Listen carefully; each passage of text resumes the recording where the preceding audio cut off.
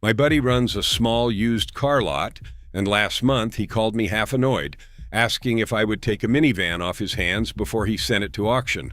Nobody would touch it. Wrong badge, boring color, 140,000 miles. He figured it was a dog. What he did not realize is that specific van will still be running when half the shiny SUVs on his front row are sitting in a junkyard with blown turbos. After 20-plus years under the hood, I have noticed something strange about minivans. The good ones get treated like disposable appliances, priced like nobody wants them, and then quietly run to 300,000 miles while their owners refuse to sell. Today, I am counting down the 3 I would buy tomorrow. Let's get into it. Number 3, Kia Sedona. I know. The second I say Kia, half of you check out. That badge still carries baggage from 2004 that it does not deserve anymore. And honestly, that reputation is exactly why you can buy one of these for the price of a used lawnmower with a roof. Let me tell you about a customer of mine, a school teacher, single income, 3 kids. She came in 2 years ago with a printout of a Honda Odyssey she was about to finance. 2016, 90,000 miles, and the dealer wanted north of $21,000 with the loan wrapped around her neck. I looked at it, looked at her budget, and told her the truth. You're stretching for the badge. I pulled up a 2018 Kia Sedona LX, 62,000 miles, one owner, $15,400. She frowned. I told her to drive it before she said no. She's now at 118,000 miles. Total repair spend outside oil and tires, a battery, and a set of wiper blades. Here is what nobody tells you about the third-generation Sedona from 2015 to 2021. Under the hood is the 3.3-liter Lambda V6, the same engine family Kia and Hyundai bolt into the Sorento, the Cadenza, and the Santa Fe. It is naturally aspirated, no turbos to cook themselves. It runs a timing chain, not a belt, so there is no expensive belt service hanging over your head at 100,000 miles. And it is paired with a conventional torque converter automatic, not one of those dual clutch gambles that grenades itself at 80,000 miles. Repair Pal ranks the Sedona at the top of its minivan class for reliability with a 4.0 out of 5. That is not me being generous, that is the data. And here is the detail that mirrors the Sorrento's biggest selling point. Kia's powertrain coverage. If a Sedona is still inside 10 years and 100,000 miles from its original sale date, that engine and transmission are still covered. Most manufacturers give you 5 years and wave goodbye. Kia doubles it. That is real peace of mind on a used vehicle, and almost nobody shopping these vans knows it exists. Now let me be straight with you, because I'm not here to sell you a fairy tale. The 2016 model year is the one I tell people to scrutinize harder.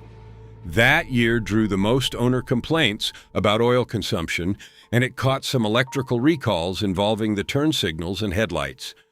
It's not automatically a bad van, but if I'm shopping, I'm steering you toward 2017 through 2021. Those are the sweet spot. If you're looking at one, here's your inspection checklist. First, cold start it yourself. Don't let the seller warm it up before you get there. Early Sedonas can have a timing chain tensioner that rattles for about a second on a cold morning. A brief rattle that clears is usually just annoying. A rattle that lingers means walk away. Second, pull the dipstick and check the oil level against the service records. These GDI V6 engines can start sipping oil as they age, so an owner who tops it off religiously is the owner you want. Third, run every power sliding door and the rear hatch through a full cycle. There were recalls and extended warranty campaigns on the door motors, so confirm they've been addressed. Fourth, test the battery. Sedonas are weirdly hard on batteries, and a weak one that dies after sitting a few days is common. It's a cheap fix, but use it to negotiate. Bottom line on the Sedona, you're getting a 7-seat or 8-seat V6 hauler with a bulletproof engine, the best factory powertrain warranty in the segment, and a price that undercuts the Japanese vans by $4,000 to $6,000 for the same year and miles. The only reason it's cheap is the badge. That's it. But if you think the Sedona gets ignored, this next one is the van everybody knows and almost nobody buys correctly. Number 2, Honda Odyssey. Now this one's interesting because the Odyssey is famous. It's on every reliable minivan list ever written. So why is it number 2 and not number 1? Because the Odyssey is the one van on this list where the year and the trim matter enormously, and if you buy the wrong one, you'll hate me. Buy the right one, and you'll drive it until your kids have kids. Let me explain. Honda's J35 V6 is legitimately one of the great engines. Smooth, strong, and capable of 250,000 to 300,000 miles. But starting in 2005, Honda added a fuel-saving system called Variable Cylinder Management, VCM, which shuts down 3 of the 6 cylinders during light cruising. Great on paper, messy in the real world. On a lot of these vans, the deactivated cylinders let the piston rings gunk up over time, which leads to oil consumption and fouled spark plugs. Worse, the constant switching between 3 and 6 cylinders beats up the engine mounts, and on the Odyssey, those aren't cheap rubber pieces. They're electronically controlled hydraulic mounts that can run well over $1,000 each when they fail. So here's the mechanic's cheat code. If you want a J35 with no VCM headache, hunt for a 2007 to 2010 Odyssey in the LX or EX trim. Those specific trims and years skip the cylinder deactivation entirely, and they got the stronger transmission Honda also used in the Pilot and Ridgeline. You can find these all day for $6,000 to $10,000, and they'll run forever. But if you want something newer and nicer, the year I point people to is the 2017 Odyssey. It's the last year of that generation, which means Honda had years to iron out every wrinkle. It runs a proven 6-speed automatic across the lineup, it earned a Top Safety Pick Plus, and Honda held a 5-star federal safety rating on the Odyssey for something like 14 years straight. What you specifically want to avoid is the 2018 and 2019 vans with the early 9-speed and 10-speed transmissions. Those drew complaints and lawsuits for rough shifting, and a full 10-speed replacement can run you around $8,000. Let that sink in. Same van, wrong transmission, and you're looking at a repair that costs more than the whole vehicle is worth. I had a customer, a contractor, who did this exactly right. He came to me before buying, which I always appreciate, and asked what to look for. I told him, find a clean 2017, and the first thing we're doing is a VCM check and a compression test. We found one, 2017 EXL, 71,000 miles, $19,800. It had a small aftermarket device installed that disables the VCM, which the previous owner had put in early. That van now has 129,000 miles on it. He tows a small trailer with it constantly. 0 engine issues. He told me last time he was in, this thing drives better loaded than my old truck did empty. Inspection checklist for the Odyssey. First, and I cannot stress this enough, identify whether it has VCM and whether the oil consumption has been managed. Pull the plugs if you can. Fouled plugs on the front cylinder bank tell the whole story. Second, get the transmission fluid checked and, if it's a 2018 or 2019, confirm which transmission it has before you sign anything. Third, cycle both power sliding doors 10 times. Those door mechanisms are the single most common annoyance on high-mileage Odysseys, and rebuilding one is a labor-heavy job. Fourth, Look underneath at the transmission cooler lines, especially in salt states. They can rust and weep, and a slow leak there will quietly kill the transmission. Who should buy it? Anybody who values a genuinely great driving minivan. The Odyssey handles better than almost anything in the class. The interior packaging is brilliant, and the safety record is untouchable. Who should skip it? If you're not willing to do a little homework on the year and trim, or you're buying blind off a lot with no records, the Odyssey has more ways to bite you than the other two vans here. It rewards the informed buyer and punishes the lazy one. Here's the mechanic math. Buy the right 2017 for around $19,000, or a no VCM 2009 for around $8,000. Keep the fluids fresh, and you've got a van that will cross 250,000 miles. Just buy the right one. If this kind of straight talk is saving you from a bad purchase, do me a favor and hit subscribe.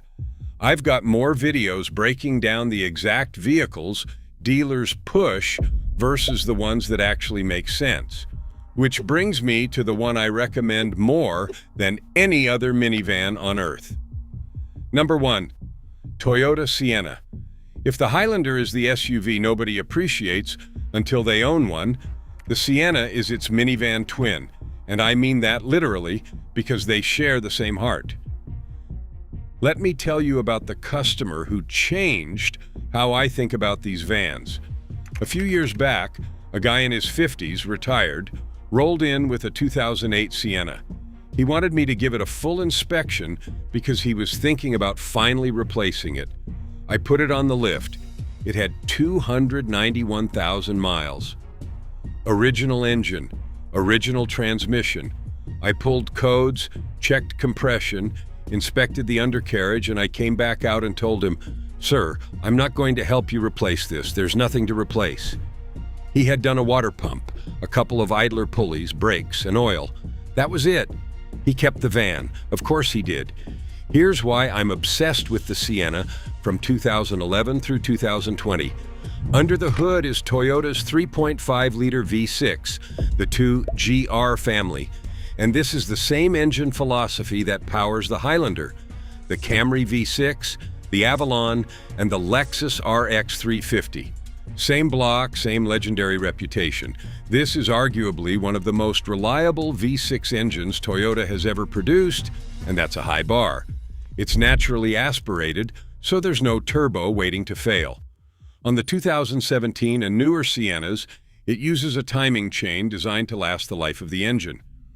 On the 2011 through 2016 vans, it uses a timing belt, which is the one scheduled big-ticket item, and even that is a straightforward, well-understood job. These engines routinely run to 250,000 and 300,000 miles, and I've personally seen them well past that. That 291,000-mile van wasn't a unicorn, it's the pattern. And here's a party trick the other two on this list can't match. The Sienna was, for years, the only minivan in America you could buy with available all-wheel drive. If you live where it snows, that alone can be the whole reason to choose one.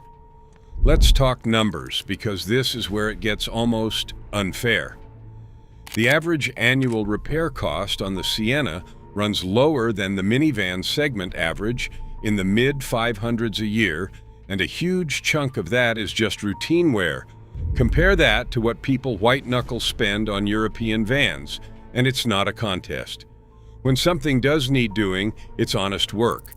A water pump, which these can want somewhere around 100,000 to 120,000 miles, runs roughly $500 to $900.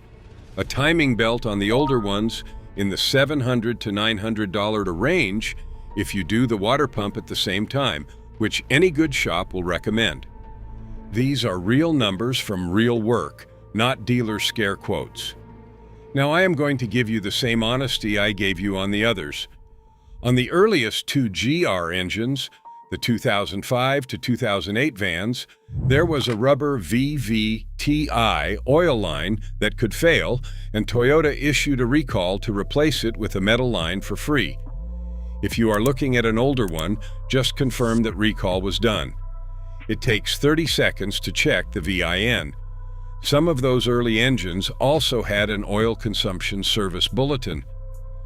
But from 2011 forward, which is the range I am steering you toward, that engine is about as close to bulletproof as anything with pistons gets. Inspection checklist for the Sienna. First, run the VIN for open recalls, specifically that oil line on anything older and any door or brake campaigns. Toyota's good about this stuff, but you want it confirmed. Second, check the oil condition and level and ask for service records. A Sienna owner who did 5,000 to 7,500 mile oil changes gave you a 300,000 mile van. Third, if it's an all-wheel drive model, take it to an empty lot, turn the wheel to full lock, and drive a slow circle in both directions. Any binding or clunking means the driveline needs a closer look. Smooth means you're golden. Fourth, the pro tip, the same one I give on every Toyota. Find one owned by a family whose kids are grown. An empty nester Sienna that spent its life garaged and serviced on time is basically a new van hiding behind a high odometer. Who should buy it? Honestly, almost everyone. Highway commuters because it's quiet and it sips fuel for a 3-row V6. Big families because the space is enormous and the sliding doors make loading kids effortless. Anyone in a snow state who wants all-wheel drive. And anyone who simply wants to buy a vehicle once and drive it for 15 years. Who should skip it? If you want the sportiest drive in the class, that's the Odyssey, not this. And if you're chasing the newest tech and screens, the older Siennas feel their age inside. But you're not buying this for the infotainment. You're buying it because it will outlive the loan, outlive the next loan, and probably outlive your interest in it. Here's the final mechanic math on the Sienna. Buy a clean 2013 to 2016 for somewhere in the low to mid-teens, or a newer 2017 plus in the high teens to low 20s. Keep the fluids honest. Budget for a belt and a water pump once, and you will spend less per mile than on virtually anything else with 3 rows and a sliding door. If I had to buy one vehicle right now to haul a family for the next decade with the lowest possible cost of ownership, I'd buy a Sienna and never think about it again. So there it is. 3 minivans the market treats like clearance rack junk while their owners quietly refuse to let go of them. The Kia Sedona with a bulletproof V6 and the best warranty in the segment, cheap only because of a badge. The Honda Odyssey, a genuinely great van if you buy the right year, and a headache if you don't, so now you know exactly which one to hunt. And the Toyota Sienna, the closest thing to an unkillable family vehicle on the used market today.